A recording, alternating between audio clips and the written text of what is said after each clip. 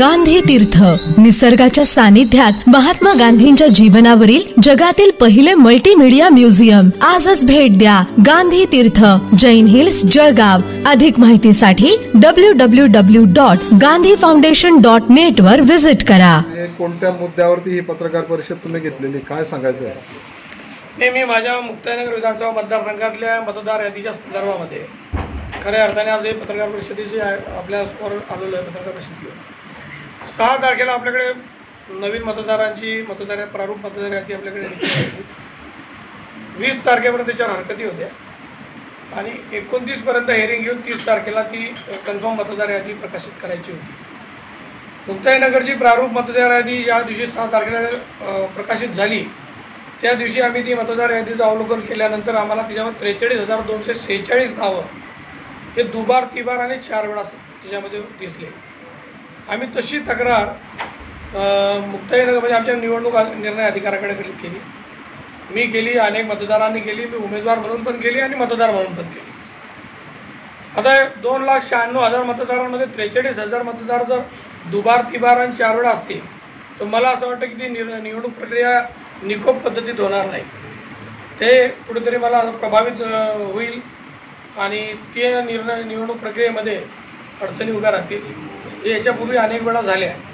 पण आता ही निवडणूक प्रक्रिया निकोप होण्यासाठी मी हरकती 20 तारखेला घेतल्यानंतर 29 तारखेपर्यंत याच्यावर हेअरिंग होणे आवश्यक होतं. पण आत्तापर्यंत मला कोणताच पत्रव्यवहार करून आजपर्यंत याच्यानंतर कोणताच निर्णय झालेला नाही. आता याच्यात मी काही नावं इतके कन्फर्म करून दिले की उदाहरण देतो तुम्हाला की निलेश पाटील, त्यांचं नाव मुक्ताईनगरच्या एका वार्डात आहे, मुक्ताईनगरच्या दुसऱ्या भागात आहे आणि त्यांचं नाव सावद्यात पण आहे आणि फोटो पण सेम आहे. असे 7-8 हजार नावं आम्ही त्यांचे फोटोसहित त्यांना काढून दाखवले. आपल्या प्रारूप यादीत किंवा मतदार यादीत नाव फोटो नसतात, ते कन्फर्म यादीतच फोटो येतात. असं मी त्यांना केल्यानंतर त्या निवडणूक निर्णय अधिकाऱ्याचंही मत झालं की याच्यामध्ये काहीतरी गोंधळ आहे. त्यांनी 30 तारखेला जिल्हाधिकारी तथा निवडणूक निर्णय अधिकाऱ्यांना हे पत्र लिहिलं. ते पत्राची कॉपी पण मी आपल्याला देतो की त्याच्यामध्ये त्यांनी मागणी केली की त्यांची DSC आणि टॅब असतात, जुने ऑर्डर सर्च पोर्टेबल पोर्ट असतं त्याची आम्हाला उपलब्धता करून द्यावी, जेणेकरून त्याच्यातून फिल्टर करून जे नावं 2 वेळा, 3 वेळा, 4 वेळा असतील ते नावं वेगळे केले जातील आणि मग त्या संदर्भात काहीतरी कारवाई केली जाईल. पण आता 20 तारखेला ऑब्जेक्शन घेतल्यानंतर 29 पर्यंत हेअरिंग करून त्याच्यामध्ये मतदारांची फिल्टर करणे गरजेचं होतं किंवा ती अडचण दूर करणं गरजेचं होतं. 20 तारीख दादा ही 20 तारीख उजाडली. पण त्या संदर्भात निवडणूक निर्णय अधिकाऱ्यांकडून कोणत्याही पद्धतीची हालचाल होत नसल्यामुळे नाईलाजाने आज मी कलेक्टरना पत्र दिलं, म्हणजे आता पत्र देतो आहे आणि मी महाशय उच्च न्यायालयामध्ये या संदर्भात दाद मागणार आहे. शेवटी 10,000 मतदारही इकडे तिकडे झाले तर त्या मतदार प्रक्रियेवर त्याचा प्रभाव पडेल असं मला वाटतं आहे. आणि हे फक्त मुक्ताईनगर मतदारसंघात आहे असं मला वाटत नाही.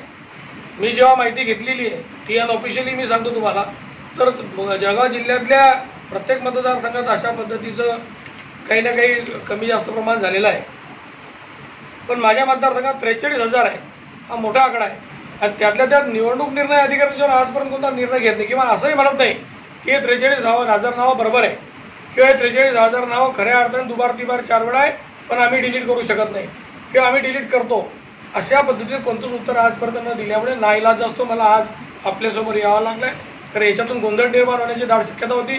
पण आता इथून 15 ते 20 दिवसामध्ये निवडणूक लागेल अशा पद्धती चिन्ह असतानाही मतदार यादी त्या पद्धतीमध्ये त्याच्यावर घेतलेल्या हरकतीवर आतापर्यंत सुनावणी होऊन त्या करेक्ट करण्याचा कार्यक्रम निवडणूक निर्णय अधिकारी करत नाही आहे. त्याच्यामुळे आज मला कोर्टात जावं लागतं आहे आणि कोर्टाच्या माध्यमातून उद्या मला तो न्याय घ्यावा लागतो आहे. पण निवडणूक निर्णय अधिकाऱ्यांनी अशा पद्धतीत का करताय किंवा ते एवढ्या मोठ्या निवडणूक प्रक्रियेला जे राज्याचं भवितव्य ठरवणारी निवडणूक असेल त्याच्यामध्ये इतक्या मोठ्या प्रमाणामध्ये दुर्लक्ष का करताय हे मला समजत नाही आहे. याच्यामागे काही अदृश्य शक्ती आहे का की ते विशिष्ट पद्धतीमध्ये काम करून तशा पद्धती मतदार नोंदणी केल्या जाईल.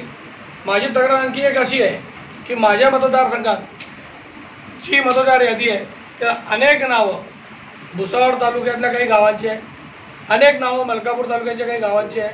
दुबार नाव म्हणजे मलकापूर मतदारसंघात बी नाव आहे, भुसावळ मतदारसंघातही नाव आहे, मुंबईत पुण्यामध्येही नाव आहे आणि मुंबईत कल्याण डोंबिवलीमध्येही नाव आहे.